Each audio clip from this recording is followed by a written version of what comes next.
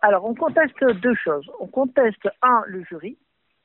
On considère qu'il n'est absolument pas qualifié, puisque quand on lit le programme, il est demandé, que ce soit le programme, que ce soit les stades en général, il y a des besoins des normes FIFA, il faut respecter les normes FIFA, il faut respecter les normes de sécurité incendie et la sécurité des personnes.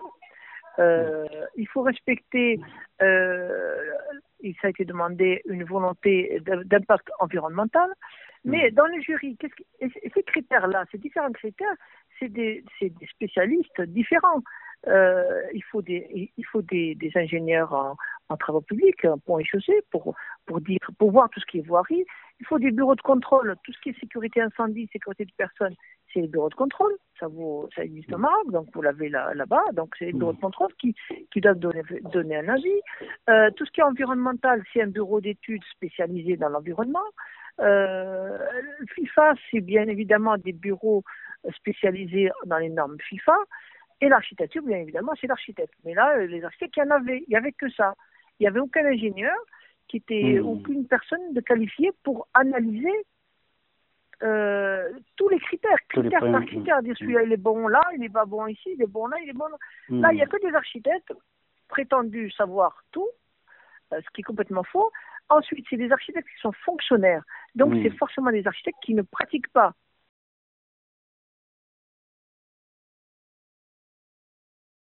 Avant le projet, il y avait des bruits qui ont couru. Avant la remise du 13 juillet, il y avait des bruits qui ont couru.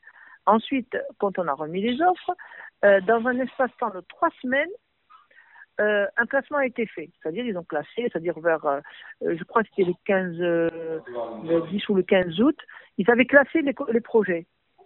Sachant que les réunions du jury se faisaient que ponctuellement, une fois par semaine ou 2 fois par semaine sur 2-3 heures. Ce qui est impossible d'analyser 19 projets. 19 projets de stade, c'est pas des logements. C'est pas une mairie, c'est pas un tribunal. C'est un stade, c'est complexe. On ne peut pas, en 3 semaines avec des réunions très courtes, analyser les projets.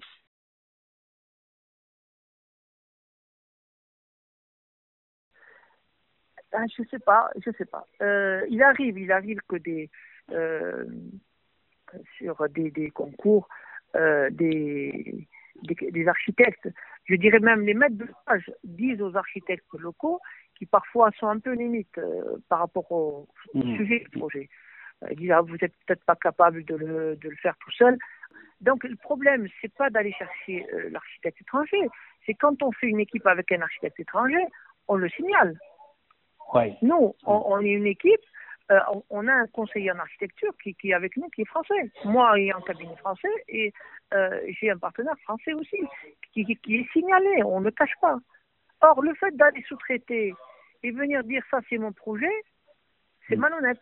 Il faut des équipes costauds. On ne peut pas prendre... Je ne dénigre pas les architectes oujdi ou marocains. Moi-même, en France, je ne suis pas un très très gros cabinet, mais je me limite. Je dis là, je ne peux pas y aller, c'est trop pour moi. C'est trop pour moi, je peux pas. C'est énorme, c'est même pas trop, c'est énorme pour eux. S'il n'y a pas 2, 3, 4 cabinets, ils ne pourront jamais gérer. La seule solution pour eux, c'est de sous-traiter. Et ça, ce n'est pas déontologiquement normal. Et le Conseil de l'ordre les architectes devraient être contre, justement, contester ça. Il dit comment il fait, ce cabinet, ils sont 10 ou 12, ou JIDA, ils n'ont jamais fait de stade, ils n'ont jamais fait de grands projets complexes, etc. Et qu'on leur donne, voilà, l'enjeu de ce stade est énorme pour le Maroc et pour Sa Majesté. Il est énorme. Alors comment on peut compromettre pour la ville, pour le Maroc et pour l'image du Maroc à l'étranger. Imaginez demain le stade, il est construit et il n'est pas aux normes FIFA. Qu'est-ce qu'on va dire? Et si le stade n'est pas aux normes, elle est dégagée, le stade n'est pas valable et la candidature elle est compromise.